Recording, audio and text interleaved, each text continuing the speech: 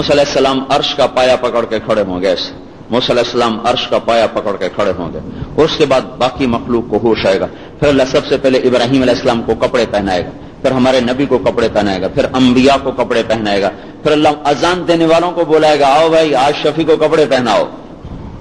گلستان colony والے ننگے اور شفیع نے کپڑے پہنے ہوں گے, جس کو یہ سمجھتے ہیں یہ 2 ٹکے کا نوکر ہے, یہ ہمارا 2 ٹکے کا ملازم ہے, اس کو کپڑے پہنائے جائیں گے.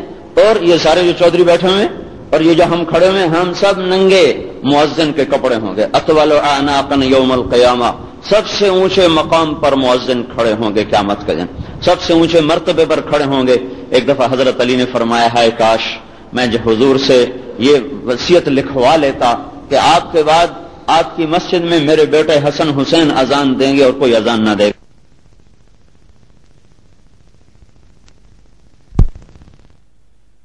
کے بعد آپ کی مسجد میں میرے بیٹے حسن حسین اذان دیں گے اور کوئی اذان نہ دے گا, پر میں یہ کام نہ کر سکا. جو آخرت کو سامنے رکھ کر چلتے ہیں وہ ایسی اس کی عظمت ان کے دلوں میں اتری ہوئی ہوتی ہے. تو 4 نمبر پر مؤذن کو کپڑے پہنائے جائیں گے. اس کے بعد اللہ جس کو چاہے گا پہنائے گا, جس کو چاہے گا پہنائے گا.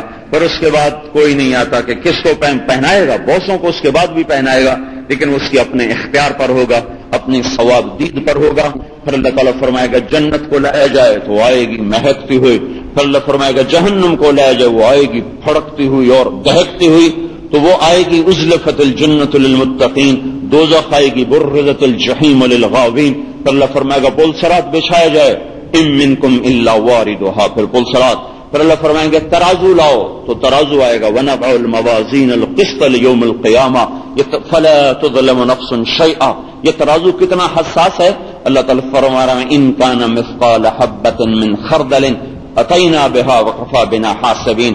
اگر تو نے رایا دیکھا, رایا تو اب دانتے ہاتھ میں, اب تو رایا کاشت بھی ویسے بند ہو گئی. چینی کا دانہ, چینی کا ایک دانہ اٹھائیں, یہ رائے کا ایک دانہ ہے. رائی کا ایک دانہ چینی کا ایک دانہ.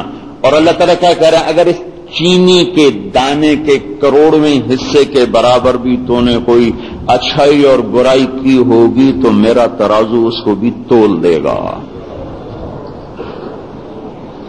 اسے بھی تول دے گا. اتینا بہا وکفی بنا حاسبین. کوئی ہے میرے جیسا حساب کر کے دکھا دے, حساب لے کے دکھا دے. پھر اللہ تعالیٰ فرمائے گا یا عبادی, اے فیصلہ باد والو, اے مرد عورتو, اے میرے بندے اور بندیو, انی انصت لکم, میں خاموش رہا, منذ ان خلقتکم الی یوم احییتکم, جس دن تمہیں پیدا کیا اس دن سے لے کر آج تک بس میں تمہیں دیکھتا رہا, تمہاری سنتا رہا, تمہاری دیکھتا رہا. تمہارا رات کا رونا بھی دیکھا, رات کا رقص بھی دیکھا, پردہ دار عورت کا حیا بھی دیکھا, بازاری عورت کا آوارہ پن بھی دیکھا, نوجوان کا بانک پن بھی دیکھا, اور نوجوان کا تقدس بھی دیکھا, بادشاہوں کا عدل بھی دیکھا, بادشاہوں کا ظلم بھی دیکھا, اور پائل کی چھنکار کو بھی سنا, اور آہو بکا اور سسکیوں کو بھی سنا, تمہارے قرآن کی تلاوت کو بھی سنا, تمہاری موسیقی کے شیطانی نغموں کو بھی سنا, تمہارے ظلم و ستم کو بھی دیکھا, تمہارے عدل و انصاف کو بھی دیکھا, تمہارے ترازو کے صحیح تولنے کو بھی دیکھا, تمہارا سچ بولنا بھی دیکھا, تمہاری خیانت کو بھی دیکھا, تمہاری بددیانتی کو بھی دیکھا, تمہیں سجدے کرتے بھی دیکھا, تمہیں سجدوں کا انکار کرتے بھی دیکھا, تمہیں نماز پر بلاتے ہوئے جب مؤذن بلاتا تھا تو تمہارے قدم کو اٹھتے بھی دیکھا, اور تمہارے قدموں کو بوجھل ہوتے بھی دیکھا. میں نے سب دیکھا. فَالْيَوْمَ أَنْصِتُوا لِي, آج چپ ہو جاؤ, آج میرے بولنے کا نمبر ہے. آج تیری زندگی کی کتاب تیرے سامنے آئے گی. اقرا کتابک, پڑھو اس کتاب کو, پڑھو اس کتاب کو. کفا بنفسک اليوم علیک حسیبا, آج تیرے لیے تیرا اپنا عمل گواہ ہے اور کافی ہے. میرے بھائیوں, اس دن بہت سے لوگ ناکام ہوں گے اور بہت سے ناکام ہوں گے. دیکھو بھائیوں, موت تو کوئی بھی ہو, بوڑھے کی ہو, اجنبی کی ہو, اپنے کی ہو, پرائے کی ہو, جوان کی ہو, بچے کی ہو, موت عبرت ہے, موت عبرت ہے. لیکن جوان موت زیادہ عبرت بن جاتی ہے کہ نفسیاتی طور پر ذہن آمادہ نہیں ہوتا, اس کی موت کو قبول کرنے کے لیے 60 برس کے بعد جینے والے بھی کہنا شروع کر دیتے ہیں اب تو ہم جی بونس پر ہیں، اب تو ہم بونس پر ہیں. لیکن اس سے پہلے پہلے زندگی کی تمنا جوان ہوتی ہے، بھرپور ہوتی ہے. جب اس وقت موت آ کر وار کرتی ہے اور کسی جوان کو اٹھا کے لے جاتی ہے تو ایک دفعہ ذہن کو جھٹکا لگتا ہے، گھر والوں کو زیادہ، دوسروں کو کم. اگر اس سے نفع نہ اٹھایا گیا اور اپنے دل کو آخرت کی طرف نہ موڑا گیا تو پھر یہ ایسے ہی ہے جیسے سپیڈ بریکر پر گاڑی رکی اور پھر ریس پکڑی اور وہ گئی. اگر ہم نے اس سپیڈ بریکر سے اپنی آنکھوں کو نہ کھولا اور اپنے آپ کو نہ سنبھالا تو چند دن کے بعد خود گھر والے ہی بھول جائیں گے. پرایوں نے تو بھولنا ہی ہوتا ہے، گھر والے ہی بھول جائیں گے. اس لیے میرے بھائیوں، اپنی زندگی کو امانت سمجھو اور اس دن کی تیاری کرو جس دن اللہ بلائے گا ہاں آ جائے بھائی، فلاں دن فلاں کو لایا جائے، فلاں کی بیٹی بلا لی جائے، فلاں کی بیٹی بلاؤ. جب یہ اعلان ہوگا تو اس وقت اس کی کیفیت یہ ہوگی کأنہ بذج. بذج کس کو کہتے ہیں؟ بکری جب بچہ دیتی ہے تو ایسے گر جاتا ہے، تھوڑی دیر کے بعد اٹھنے کی کوشش شروع کر دیتا ہے. تھوڑی دیر کے بعد جب اٹھتا ہے تو اس کی ٹانگیں کانپ رہی ہوتی جو کہ ابھی طاقت دوڑی نہیں ہوتی، تو ایسے ٹانگیں کانپتے پھر گر جاتا ہے، پھر اٹھتا ہے، پھر ایسے ٹانگ کانپتی پھر گر جاتا ہے. اس بکری کے بچے کو عربی میں کہتے ہیں بذج. تو اس دن بڑے بڑے سورماں، شاہ سوار، پہلواں، میرے بھائیوں، بڑی بڑی بیگمات، بڑے امیر اور امیرن، غریب و غریبن کیا حال ہوگا؟ وہ ایسے ان کی ٹانگیں کانپ رہے ہوں گے اس طرح، وہ کبھی ادھر کو گر رہے ہوں گے، کبھی ادھر کو گر رہے ہوں گے. جب اللہ کہے گا لاؤ، وہ ایسا آئے گا تھر تھراتا ہوا، کانپتا ہوا. سامنے ترازو، دائیں طرف جبرائیل، اوپر اللہ کا عرش، ادھر جنت ادھر جہنم، بیچ میں جھولتا ہوا ترازو، پیچھے انسانوں کی نظریں لگی. دیکھو اب کیا ہوگا، دیکھو اب کیا ہوگا. سانس بند. تو اللہ تعالیٰ کہیں گے لاؤ بھائی اس کی نیکیاں لاؤ، رکھی جا رہی، اس کی برائی لاؤ، رکھی جا رہی. سب سے زیادہ وزنی عمل جو میرے آپ کے ترازو میں آئے گا وہ اللہ کے نبی کا فرمان ہے اچھے اخلاق. اچھے اخلاق، اچھے اخلاق جو آج بازار سے، گھر سے، دفتر سے، مسجد سے مٹ چکے ہیں، نشان مٹ چکا ہے اچھے اخلاق کا. ہے شکر ہے نمازیں پڑھنے والے اب بھی 100 میں 5 ہیں، لیکن اخلاق والا 100 میں کوئی ایک ہی بھی نہیں. کوئی لاکھوں میں ایک نظر آتا ہے جو گالی سن کر چپ ہو جائے، دعا دے دے. جو اپنی برائی سنے تو آگے ان کو دعا دینا شروع کر دے. ورنہ بھائیو میں تو سارا جہان 6 بر اعظم پھرا ہوں، میں نے اخلاق والے کوئی نہیں دیکھے. لاکھ کے بعد بھی ایک میں زیادہ بتا رہا ہوں. اگر میں 10 لاکھ پر چھلانگ لگاؤں، 1 کروڑ پر چھلانگ لگا کر کہوں کہ مجھے ایک نظر آیا تو بھی میں کہتا ہوں میں جھوٹ بول رہا ہوں. سب سے وزنی چیز جو میرے ترازو کو جھکا دے گی وہ اچھے اخلاق ہیں. اچھے اخلاق ہیں، وہ اچھے اخلاق ہیں. اچھے اخلاق کی کیا بنیاد ہے؟ فصل من قطعک، توڑنے والے سے جوڑو. تعطی من حرمک، نہ پوچھنے والے کو پوچھو. تعفو عن من ظلمک، زیادتی کرنے والے کو معاف کر دو. جو یہ 3 کام کرے گا سب سے وزنی ترازو اس کا ہوگا. ہے ادھر گناہ اور ادھر کبیرہ گناہوں کا بڑا وزن ہے، بہت بڑا وزن ہے.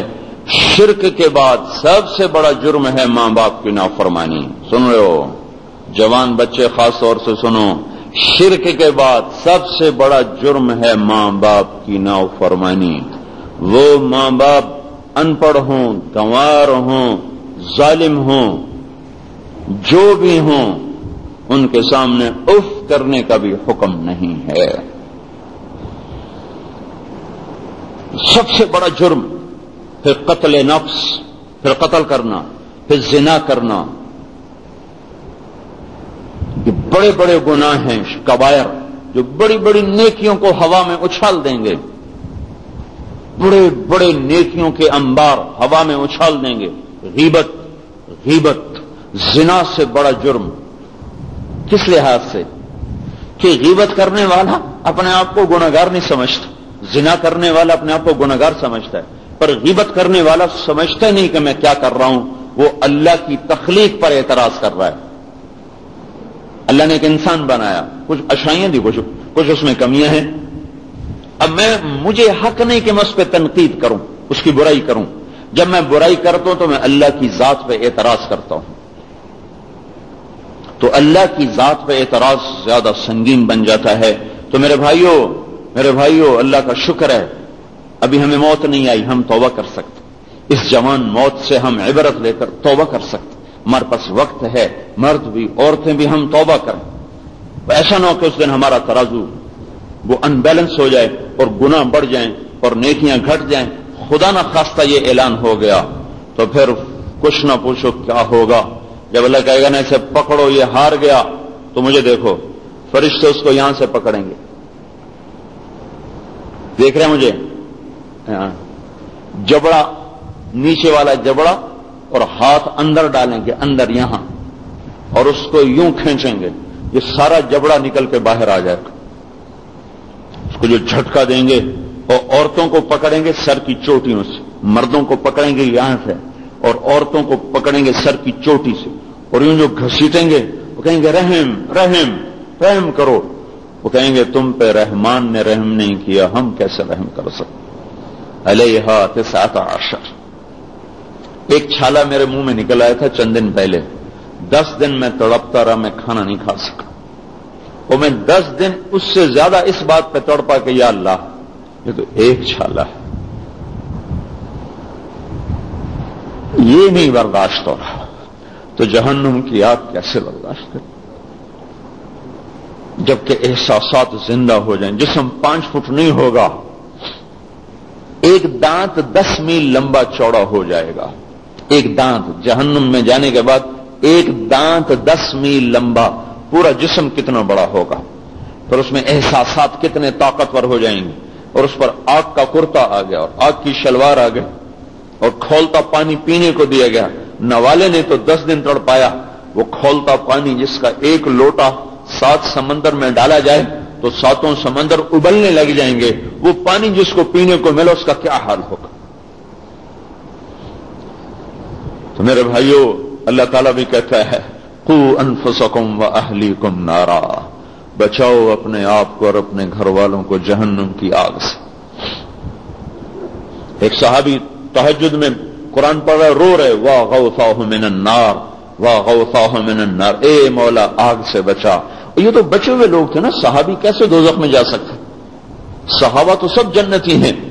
جب وہ فجر کی نماز میں آئے تو آپ نے اس کا رونا سنا، آپ گزرے تو وہ رو رہا تھا گھر میں بیٹھا ہوا، تو اس کی آواز باہر آ رہی تھی۔